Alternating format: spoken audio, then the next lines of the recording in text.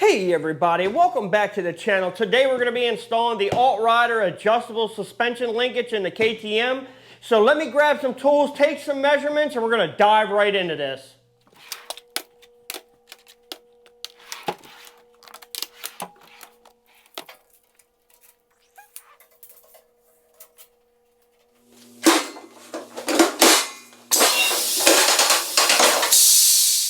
Alright everybody, now that I got all my measurements down, let's go ahead and open this thing up, take a peek and see what we got. I've actually already opened it up and was looking around. This thing is beautiful. This is some of the nicest packaging I think I've received a part in the longest of times. But let's dive right into it and get this these lowering linkages out of here. But that is pretty solid and beautiful looking. With the spacers that pop out, it did come with the 27 already kind of in it, and that's the one I'm going to end up using. It also has, if you flip it around, it is a 16 millimeter drop. The bearings did come completely dry. We are going to have to pack those when we do our assembling. It also came with 2 extra spacers, a set of screws, and the skid plate for to go ahead and protect that bottom of the shock knuckle. And as for my measurements, my height is 5'8", if anybody's curious on that before we get started. My weight is 192 pounds. My ride height was 35.5 inches when my sag was 3.5 inches with my weight on the bike. And then with a total of 3.5 inches of drop when I sat on it. And the spacers that it comes with is a 4.5 millimeter, a 16 millimeter, a 27 millimeter, and a 38 millimeter. That's practically nothing. That's roughly a little less than an inch. And then 27 millimeter is roughly, about an inch and a quarter. Close to it. I know that there's going to be people out there probably going to blow the feet up and tell me my measurements are off, but whatever. And then 38 millimeter, which is roughly close to an inch and a half a drop. I feel like that's too much. I don't want to mess with my steering and stability of the bike. I believe the 27 is going to be enough to get my feet close enough to the ground where I can still start riding hard enduro and still be able to go on the track. So let me throw some gloves on and let's get into this. Well, all right, now that I got my gloves on, the first thing we're going to do is go ahead and knock loose this chain, because as we lower it, it is going to change the geometry of the swing arm. So let's go ahead and screw those in. Come around this other side and then knock that loose. See how easy that is if you keep these things lubricated and don't literally like wrench the hell out of them. I see so many people that tighten the hell out of these things and they don't need to be like that. It's a little WD-40. Knock that loose, come back around, go ahead and grab our breaker bar and just knock our axle, drop my socket. Knock our rear axle loose here.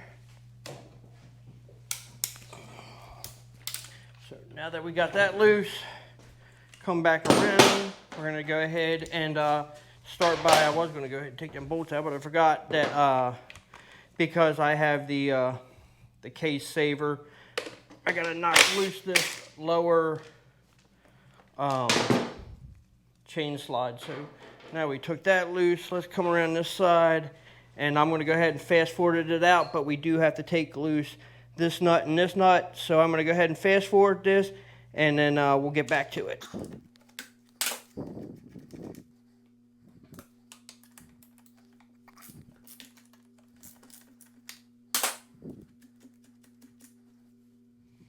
Okay, just to keep the video running smooth, I did have to run over and grab a punch and a hammer just to kind of knock these loose. I don't want to hit it like straight on, so just to knock them loose, just using a brass punch so they don't booger up the threads on the other side. Let's see, I have to take that out, but let's go ahead and pull that out. if I can get it out. That's actually in there pretty good. That one came out pretty easy. Let's see if I can weasel a swing arm. There it goes.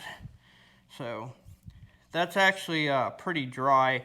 Not happy about that, but this is the first time this bike is being pulled apart since the day it was bought. Yeah, look at that. It is dry. Straight from the factory. Not a lick of oil on that thing. But let's go ahead and pull that out. If I can get it past the jack stand, and there it goes. So let's go ahead. We're gonna need that piece. At least that's got some grease on it. I'm pretty happy about that. But that is the original OE. Wipe that up a little clean. For the most point, I keep my bike pretty clean, but let's go ahead and grab the new linkage. So now that we got the linkage, pull this up out of here. So, like I said, I am going with the 27 millimeter. I hope you guys can see that, but it's 27 millimeter and then 27 millimeter.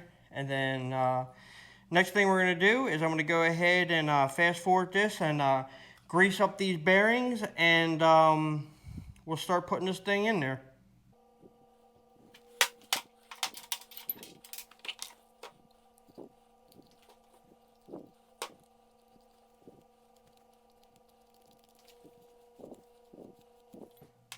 Well, alright, now that I went ahead and greased up the bearings, I did also go ahead and grease up the dowel rod and the 2 pins, but the next thing we're going to do is go ahead and put these screws in. I did go ahead and put some blue Loctite on those, but I'm going to speed this up so we can get on to moving on to the rest.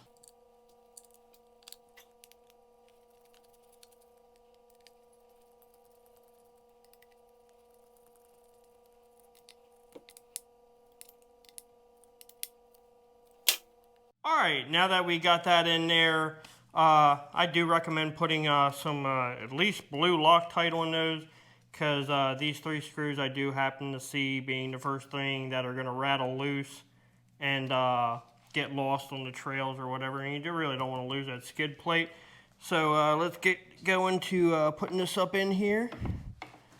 So now that we got that, let's slide that up in there. Oop. You know, before I do that, this might be important to put the dowel rod back in. So, my bad. I wonder why I wasn't going up in there, but go ahead that, and we're going to slide this first pin in there. If I can get a good hold of it to push it in there. All right.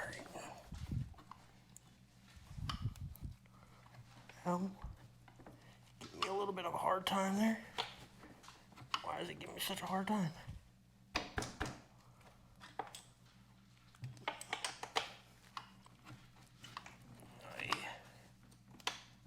There it goes. So, push that in there. We're gonna line that up. It actually slid in pretty easy. Make sure it's flush with the frame. Next one we're going to do is we're going to go ahead and take our 27 millimeter at the top, put our spacer in there, and this one I might actually have to move some things around, but now that I got that, let me go ahead and lift this tire real quick. There it goes. Sitting right on the chain. Get a little hammer.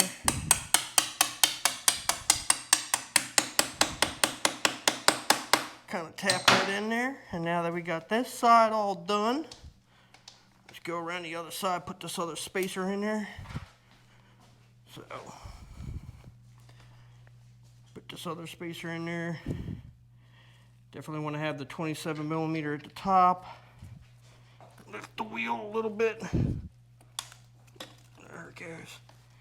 Slide that in there, and let me go ahead and put these 2 bolts on, and then we'll come right back.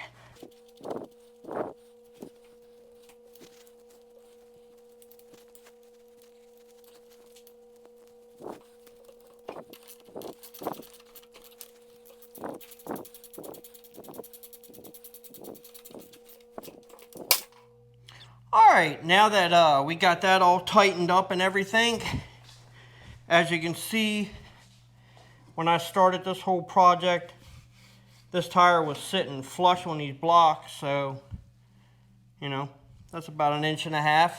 So, let me go ahead, clean this up, tighten the chain, and we'll let this down and take our measurements.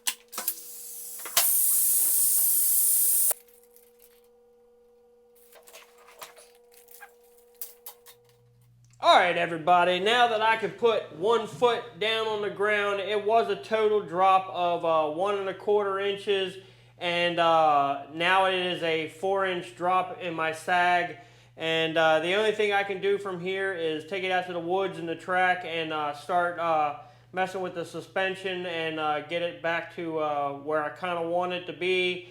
And overall, I feel like the kit is definitely worth the money, especially because now I can get that 1 foot planted on the ground, do some whips, and be able to get over rocks and stuff like that a little bit easier.